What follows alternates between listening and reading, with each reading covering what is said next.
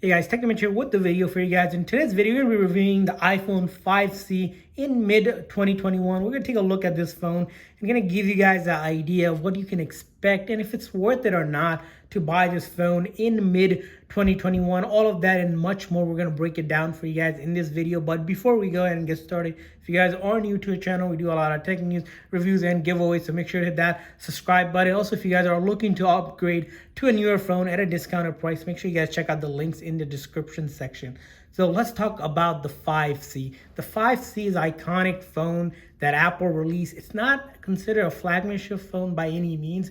It also has its counterpart, the iPhone 5 and the 5S, which if you put these in a scale, the 5 and the 5S were more of the premium flagship Apple devices. So the 5C, the C stands for exactly what we don't know. Some people rumored to say it's the cheaper model, but it's the colorful model, and it's the first time Apple has came up with colors that weren't your gold, space gray, or the silver edition. The 5C lineup features an array of different colors, and that's what makes it really unique in that sense. If you're first time Apple kind of went away from that, and as you can see here, the 5Cs will like the newer devices, the XR, the models that tend to be off color. It's sort of off the premium chip is where they start to introduce colors. You can get this color actually in multiple colors. As you can see here, we have the blue edition one. You can also get it in white, pink, and green as well. So there's almost 5 different colors you can get this. That's what unique thing when Apple released this. The other thing to note about this phone is that the memory on this device, as you can see here, there is not much going on in terms of if you're looking at the phone comparing to in 2021. This was only a 16 gig model. You also were able to get the 8 gig, and the 32 gig was the highest, which in 2021 doesn't seem like a lot. So if you're taking some photos or videos, it's going to fill up really quick, especially if you're downloading apps and much more. It's going to be taking up space really quick. It also features A6 chip onset. So if you think about the newer lineup, which has a 14 Bionic chip, it's almost an 8-year-old device, and that's probably the other part of this phone, released in 2013. And when it was first released, the price point was around $549. And today, if you were to say to buy this at that price, you're probably going to be buying iPhone 11 or even iPhone 12, or the 12 mini is probably the comparison of this 5C device we have in our hand here. Other thing to note is that it does have a 4-inch multi-touch display. This is actually a Retina display, so you can see here, although it is compact for only 4-inch, compared to the lineup of the newer phones, which are 6.1 and higher, this screen feels really tiny, especially for someone with even small hands. It just feels like a really tiny phone in today's smartphone world, where the phones are more bigger with that all-screen LCD or the OLED display. The 4.4-inch display here does not seem like it's much. It does have a 1136 by 640 pixel at 336 ppi. So in terms of pixel resolution, not bad for its size, but definitely does not compare to anywhere near the newer lineup of phones. Other thing this phone sports is the camera. Like its counterpart of phones, this phone does have a unique camera in that sense. If you see here, we're able to actually record in 1080p pixel because it does have a 8 megapixel back camera. And if you're talking about the front camera, it is a 1.2 pixel. The front camera isn't great, but it still does have that front camera of 1.2, but it does support things like FaceTime, which if you need the front camera, of course, to do FaceTime, and selfies might not be great compared to some of the newer lineup, but it definitely can record in 1080 pixels. So camera wise, it's not too bad. But if you're looking at an upgraded camera in 2021, the iPhone 5C is really just far behind.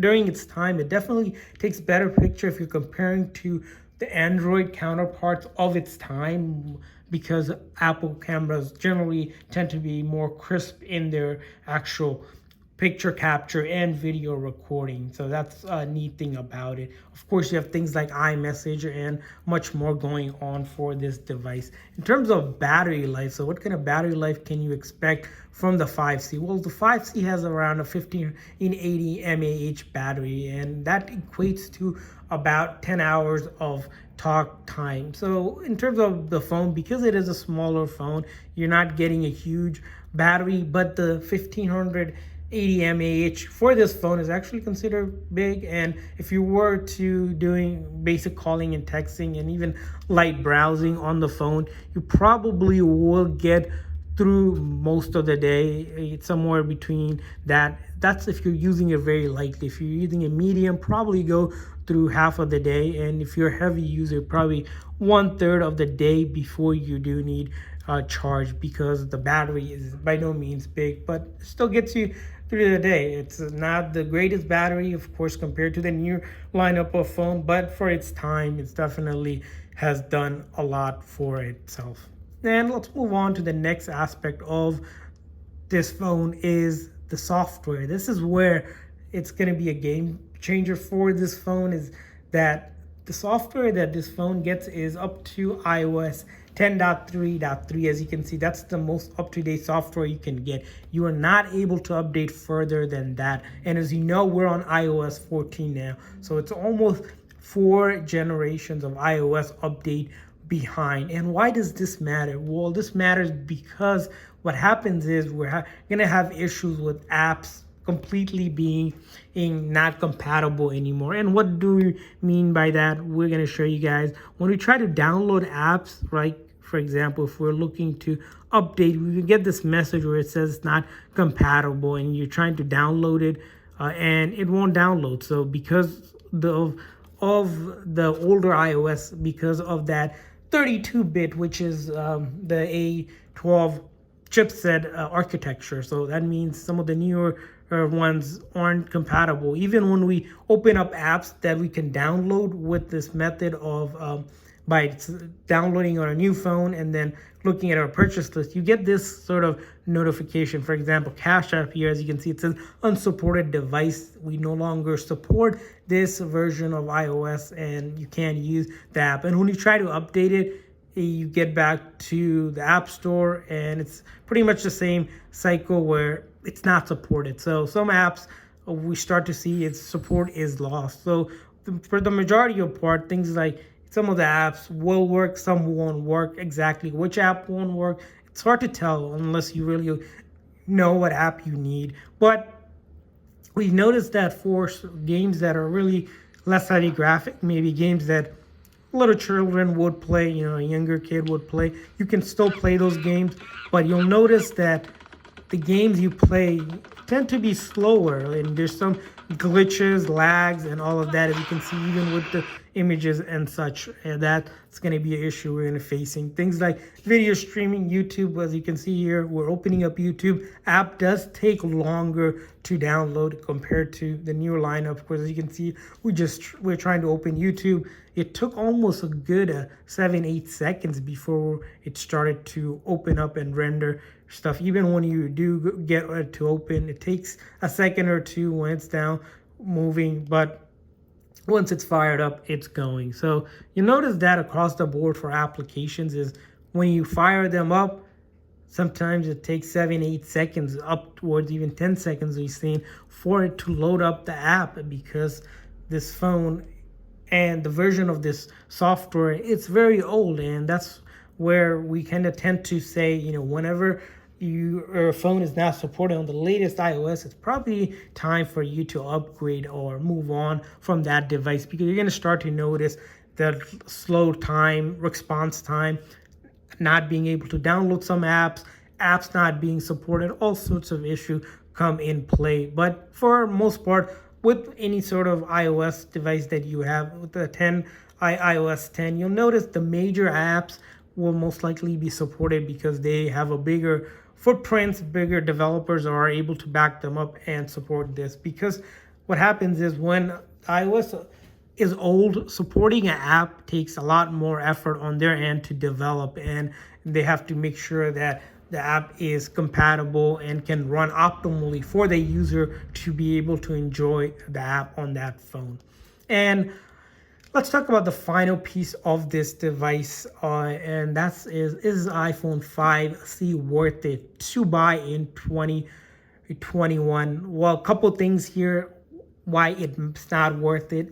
It's an old device. It's over 8 years almost, and it has a 32-bit architecture device, which means apps are just slow, laggy, glitchy, aren't supported, and some apps you can download. So that's probably what you're looking at. The camera, of course, it's not anywhere near the today's standard or in 2021, but it gets the job done. You can use this phone for pretty much basic stuff. What we mean by basic is simply calling and texting, light browsing. It'll do the job like with any iPhone that you have. So it gets those jobs. So if you're looking for a phone, maybe that's for a backup, that might be the reason why the 5C is worth it in 2021. And that kind of brings us to our point. Why is the 5C worth it? And if it is worth it in 2021, we definitely say it's not really worth it, and probably want to look at like an iPhone 6S if you don't have the budget. But if you really just don't have enough funds right now, are looking for a really cheap device that will get you through basic calling, texting, and browsing, you can get this phone for under $40 or even cheaper if you buy it pre-owned. So it's nowhere near the price you pay of a premium 1K iPhone like the iPhone 12 Pro lineup, or even the iPhone 12, which costs around $800, or even the mini, which costs around $600 to $700, and then taxes and all of that. So if you're looking for a cheaper backup phone, or even for a really young kid who you need a phone for, or just needs it for basic stuff like iMessage or FaceTime, because those are still supported. So that's the good thing about this. Even though it's running an older iOS, those things are supported. You can get by with those things. But if you're looking to use it for gaming, if you're looking to use it on running multitasking, running newer apps, probably not worth it, or and such. So that's kind of where we're at with this phone. It's probably best to say that this phone is at its end of its life, and it's a backup phone at this point, or someone really beginning out, doesn't have budget, but you like to have a color to it and do your basic things that you need, and you sort of get away from, if you're comparing it to its counterpart Android phones, it still does a good job in being a phone that doesn't glitch as much like its counterpart of Android phones out there on the market. So overall, that's our review for the 5C in 2021. We want to hear from you guys. What do you guys think about this phone? Do you have it? Have you used it? And how has this experience been for you guys? Leave a comment in the comment section. Thanks for watching, guys. See you guys next time.